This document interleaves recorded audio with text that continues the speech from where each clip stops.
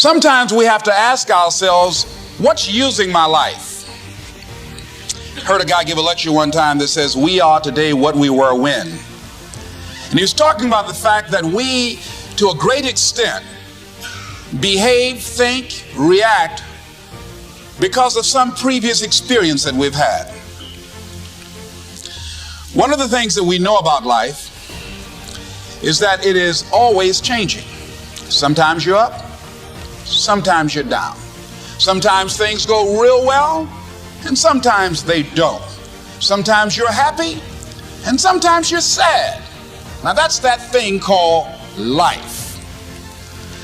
And when we begin to understand and know that, accepting that reality that we will never ever have things just on an even keel all the time, that you're going to have some ups and you're going to have some downs, but during those down moments, that's where the growth takes place.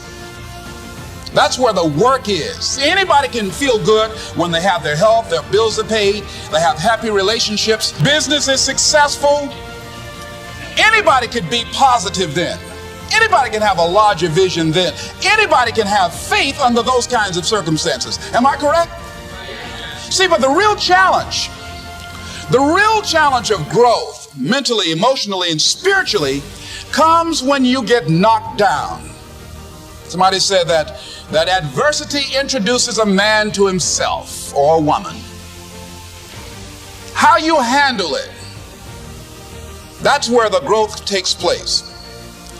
When I was facing some challenges, I had a guy say something to me, and I suggest this is one of the first things that you want to do when you're facing a challenge. You want to get unstuck. Evaluate where you are.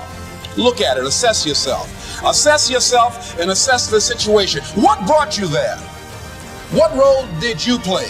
Earl Nightingale had a saying I like. He said, all of us are self-made, but only the successful will admit it. What has brought you to this point? What did you learn from it?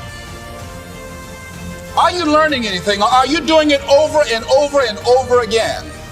Somebody said that insanity is doing the same thing in the same way, expecting a different outcome.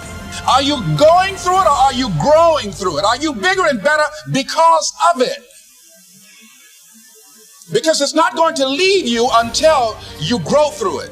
I was going through a major challenge in my life that was wearing me out, that was using me.